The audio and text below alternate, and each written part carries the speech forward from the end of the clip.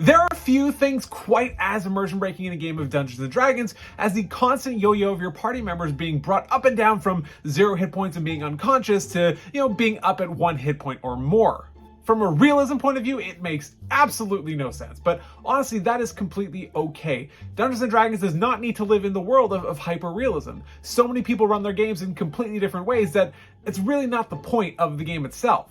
So why is this whole yo-yo thing even a problem? Well, the honest answer is that it isn't, or that it really doesn't actually have to be a problem. Contrary to what a lot of people might say, it is actually incredibly easy to die in 5th edition, given that any hit while you're unconscious is considered a critical hit, which counts automatically as 2 failed death saving throws, a well-placed fireball, or a determined enemy, and your number is pretty much up. The fact is though, and honestly for good reason, most DMs are not going to be going out of their way to actively kill a down party member, and honestly it's pretty hard to blame them for that. The problem, as it were, tends to exist around the mid to higher levels of play when your players might realize that they are just as effective at 1 hit point as they are at 100 hit points. This is what can create that sort of yo-yo effect, and is a really, really big part of what makes spells like Healing Word so insanely powerful. So with all that aside, is there anything that we can actually do about it? Should we do anything about it? Honestly, that one is a call that you're gonna have to make, but I can tell you that in my games I use a combination of a few of the things that I'm about to talk about, and they certainly ramp up the intensity and really, really give that deep sense of urgency that maybe you're looking for in your games. So the first thing that I do in my tables, I roll death saves secretly. So admittedly, while this does absolutely nothing to really stop or address the yo-yo in any way, what it does though is it really makes every single turn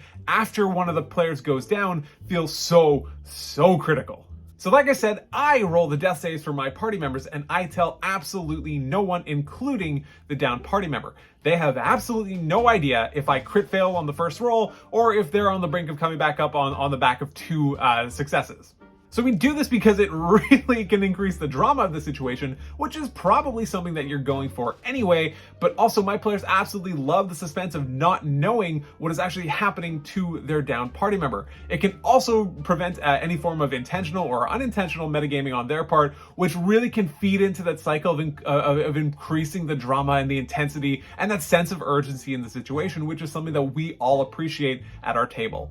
So number 2 on the list, we are talking about exhaustion as a result of a failed death save. This is one that does get talked about quite a lot, but certainly leaves also quite a lot to be desired. So the way that this works is that every single time a player fails a death save, and I've even seen some people suggest that they should make it happen as soon as the player goes unconscious, but that player would suffer 1 level of exhaustion. So at first glance, it seems great. It certainly makes it not rewarding to just keep going down and coming back up and going down and coming back up constantly throughout the course of battle. But the problem is that even at just 2 levels of exhaustion, getting away and escaping from this combat can become incredibly difficult since your speed is halved and now you have disadvantage on all checks.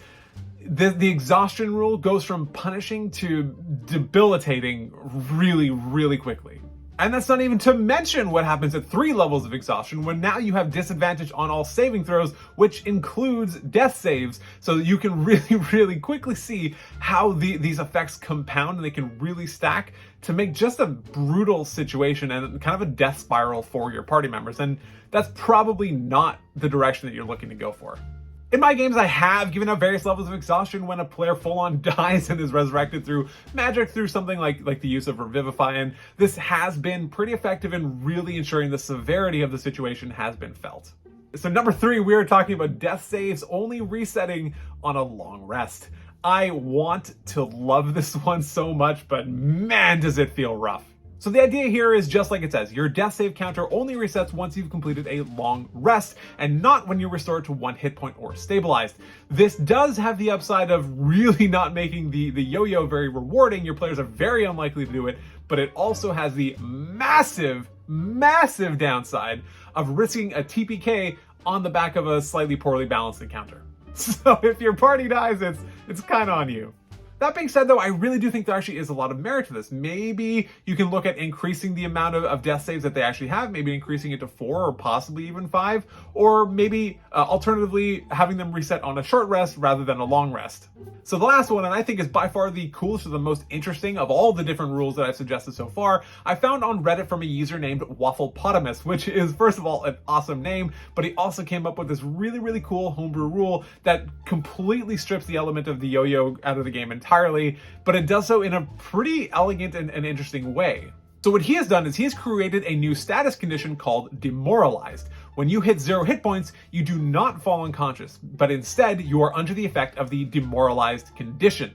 So while demoralized, your attacks are made at disadvantage and saving throws against your spells are made at advantage. He makes very sure to mention that the demoralized condition will have no effect on your speed and similarly does not make attacks against you have advantage. The reason for this is because it could fall into the same trap as the exhaustion issue that we discussed earlier, where it can just become increasingly or next to impossibly difficult to actually get away, resulting in that sort of endless death spiral that a lot of the games can have.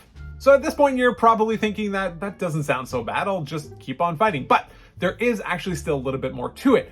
When you take damage when you are demoralized, your maximum hit points are reduced by half the damage you took, and you also need to make a Constitution saving throw in the exact same way that you would as if you were concentrating on a spell. That is to say that it's a DC 10 or a DC of half the damage that you took. If you fail the save, you die. If you succeed, you keep going, but your max hit points are still reduced by half the damage that you took. This creates a really, really intense situation where any hit could potentially kill you. If you have a really high con modifier, maybe you can risk staying there for a little bit longer, but it might not be worth it given the fact that you could die on the back of any hit. You are still, however, able to actually recover those maximum hit points. Every single long rest, you will be able to restore your con modifier +1 to your maximum hit point pool. So this not only has the effect of completely eliminating the yo-yo, making battle feel really, really intense, creating a dramatic sense of urgency, but it also creates some significant lingering effects as a result of your decisions during battle.